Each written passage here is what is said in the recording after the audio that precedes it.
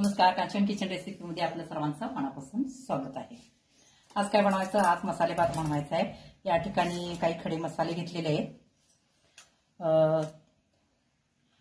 2 बदाम फूल घेतलेले आहेत, दालचिनी घेतलेले आहे, एक 5-6 लवंगा घेतलेले आहेत आणि वेलदोडे आपले हिरवे 1-3 घेतलेले आहेत, 3 ते 4 चालतात। आणि आता काय करायचं आहे, प्रथम आपण 1 किलोचा मला भात करायचा आहे। मग या ठिकाणी मी आलं घेतलेलं आहे, लसूण मोठा गड्डा होता ते घेतलेला आहे मी, मिरची, परत त्या ठिकाणी वाटाणा, या ठिकाणी टोमॅटो, गाजर, परत कांदा आणि कोथिंबीर। आता कोथिंबीर आपण काय करायचं सांगते। याच्यामध्ये लसूण, थोडी कोथिंबीर आणि हे आलं चिरून टाकायचं याच्यामध्ये आणि पाणी घालून याची चांगली बारीक पेस्ट तयार करायची। पहिला पेस्ट तयार करून घेऊया, मग पुढचं बघू आपण। हे पहा, या ठिकाणी मी आता पातेलं ठेवलेलं आहे आणि भातासाठी पाणी सुद्धा उकळायला ठेवलेलं आहे। आता काय करायचं, प्रथम आपण फोडणी टाकायची। आता 1 किलोचा मला भात करायचा आहे। मी या ठिकाणी एक माझं छोटं फुलपत्र आहे ते घेतलेलं आहे। याच्यामध्ये मेन तेलाचा सहभाग महत्वाचा आहे। तेल कितपत तुम्ही घालाल त्याच्यावर भात रुचकर होतो। या ठिकाणी हे फुलपत्र आहे, ते 2 फुलपत्र मी त्याच्यामध्ये घातलेले। तुमचं मोठं फुलपत्र असेल तर तुम्ही 1.5 फुलपत्र घालू शकता, किंवा एखादी वाटी असेल जेवणाची वगैरे ते तुम्ही 1.5 वाटी घालू शकता। आता तेल चांगलं तापल्यानंतर आपण त्याच्यामध्ये खडे मसाले घालायचे। तेव्हा तेल चांगलं गरम झालेलं आहे। आता याच्यामध्ये 1 चमचा जिरं घालायचं, 1 चमचा जिरं घातलेले आहे। जिरे चांगले तडाडले की त्याच्यामध्ये मग आपण हा खडा मसाला घालायचा।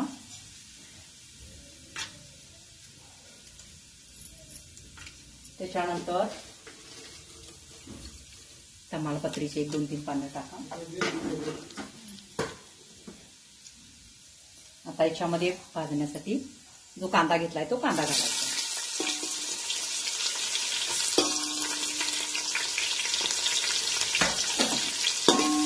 कांदा चांगला भाजायचा। कांदा भाजत आलेला आहे। आता त्याच्यामध्ये मिरची टाकायची, जेवढी तुम्हाला आवडत असेल तेवढी टाकू शकता। मी या ठिकाणी 3 मिरच्या टाकलेले, तिखट आहे त्यामुळे थोडेच टाकले। आणि आता याच्यामध्ये टोमॅटो घाला। मी या ठिकाणी 2 टोमॅटो घेतलेले आहेत, तुम्हाला जेवढे घालू वाटतात तेवढे घालू शकता। याच्यामध्ये तुम्ही कुठल्याही भाज्या ऍड करू शकता, फ्लावर, बटाटा, शिमला मिर्च। आता हे चांगलं भाजलं पाहिजे आपल्याला, टोमॅटो वगैरे आहे याच्यामध्ये। हे पहा, या ठिकाणी आपला कांदा पण भाजलेला आहे आणि टोमॅटो पण भाजलेला आहे। हे पहा, आता ह्याच्यामध्ये काय करायचं, जे आपण पेस्ट तयार केलेली आहे आले, लसूण आणि कोथिंबीर, ती प्रथम ह्याच्यामध्ये घालायची। लक्षात ठेवा, सगळे मसाले आपल्याला तेलामध्येच घालायचे आहेत, वरून काहीही मसाला वापरायचा नाही।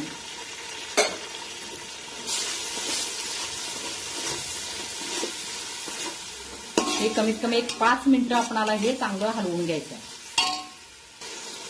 हे पहा, 5-6 मिनिटं झालेले आहेत। आता याच्यामध्ये आपण हा मॅप्को वाटाणा जो घेतलाय हा मी 150 ग्राम घेतलेला आहे। तुम्ही जेवढा तुम्हाला वापरायचा तेवढं तुम्ही वापरू शकता।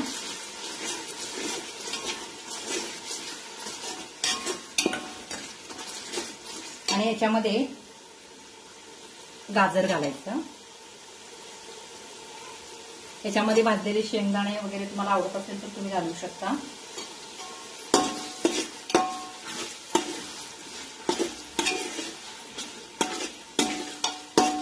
हे चांगलं आता 5-6 मिनिटं हलवून घ्यायचं। हे पहा, आता हे चांगलं भाजलेलं आहे। आता याच्यामध्ये आपण बिर्याणी मसाला घालायचा आहे। 1, 2, 3 आणि 4 चमचे झालेले आहे। आणि या ठिकाणी धनेपूड घेतलेली आहे, ती धनेपूड घालायची आहे। 1-2-3 चमचे घालायचे। धनेपूड यात महत्वाची आहे। आता हे चांगलं मिश्रण हलवायचं आणि आता याच्यामध्ये सगळं मी तेलात घातलेलं आहे। आता याच्यामध्ये मी तांदूळ धुवून घेतलेले आहेत ते याच्यामध्ये घालायचे। तांदूळ धुवून घ्या म्हणजे भात चांगला होतो, सडसडीत पण होतो आणि चांगला पण होतो.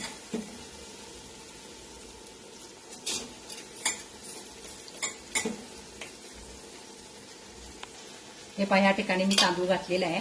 आता हे चांगलं हलवून घ्यायचं, म्हणजे पूर्ण तांदळाला हे मिश्रण लागलं पाहिजे. अशा पद्धतीनं चांगलं हलवून घ्यायचं. पाणी गरम करायला ठेवलेलं आहे.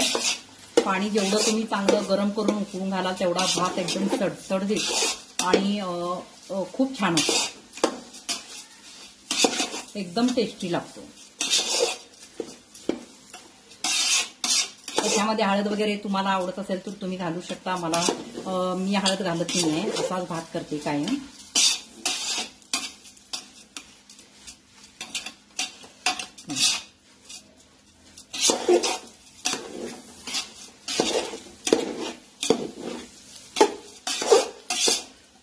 आता याच्यामध्ये पाणी घालायचं. हे बघा, चांगलं हलवून झालेलं आहे. आता पाणी घालायचं याच्यामध्ये. फक्त भाताचं हे लक्षात ठेवा. आता पाणी याला कितपत घालायचं हे पण मी तुम्हाला सांगते. आता याच्यामध्ये बघा, मी ह्या ठिकाणी 1 किलो तांदूळ घेतलेला आहे. आता तांदळाच्या प्रमाणावरच तुमचं पाण्याचं प्रमाण सुद्धा ठरतं.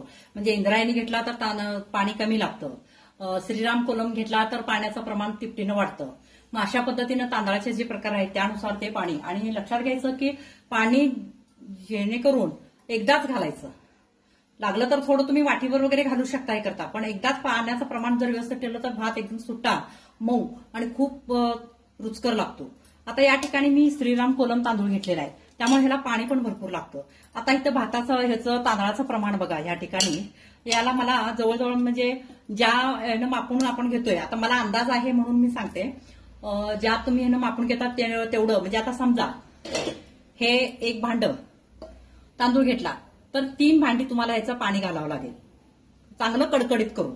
लागलं तर पुन्हा तुम्ही उकळून पाणी घालायला एक फुलपात्र किंवा एक पेलावर लागलं तर मी तुम्हाला ते पण सांगते की भात शिजवण्याची पद्धत पण कशी असते. आता या ठिकाणी म्हणजे तुम्ही मापून, जर तुम्हाला भाताचं प्रमाण जर हे होत असेल तर तुम्ही मापून घेऊ शकताय. इंद्रायणी तांदूळ असेल तर मात्र तुम्ही पाण्याचं प्रमाण कमी ठेवायचं. म्हणजे 1.5 पातेलच, म्हणजे 2.5 पातेलच फक्त पाणी घालायचं.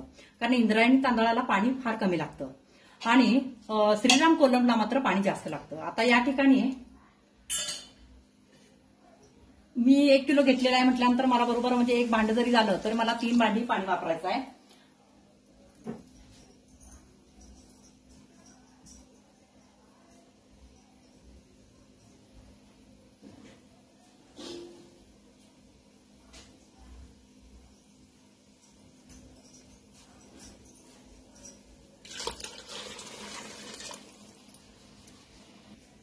हे पहा, या ठिकाणी मी तांदळाच्या 3 पट पाणी घातलेलं आहे. आणि आता चवीप्रमाणे ह्याच्यामध्ये मीठ घालायचं आहे. पाणी उकळून घेतलेलं आहे त्यामुळे भाताला लगेच उकळी आली. असं जर हे झालं तर भात एकदम छान होतो. त्यामुळे लगेच पाणी ओतल्याबरोबर भाताला उकळी आली पाहिजे. याच्यामध्ये चवीप्रमाणे मीठ घाला आणि चांगलं झाकून ठेवा, म्हणजे भात लगेच शिजतो. आणि भात शिजताना असा उकळी मारला पाहिजे एकदम, त्यावेळेला तांदूळ चांगला शिजतो. आता चांगला भात उकळू दे. हे पहा, या ठिकाणी बघूया आपण पाणी लागते का बघूया. मी एकदाच पाणी घातलेलं आहे, पाणी घातलेलं नाही पुन्हा. चांगला हलवून घ्यायचा, म्हणजे आपणाला अंदाज येतो की भाताला पाणी लागतं की नाही ते.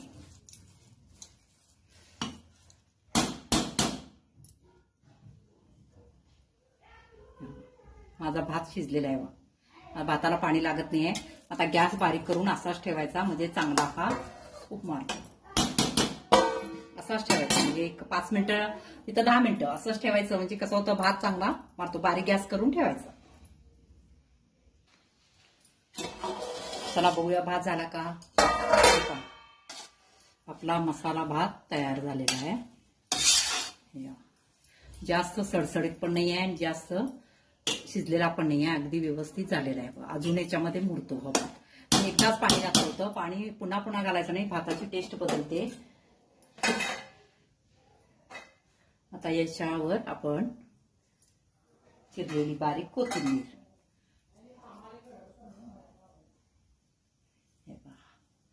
हा आपला मसाला भात तयार झालेला आहे. तुम्हाला जर माझी रेसिपी आवडली असेल तर लाईक करा, सबस्क्राईब करा, शेअर करा. धन्यवाद.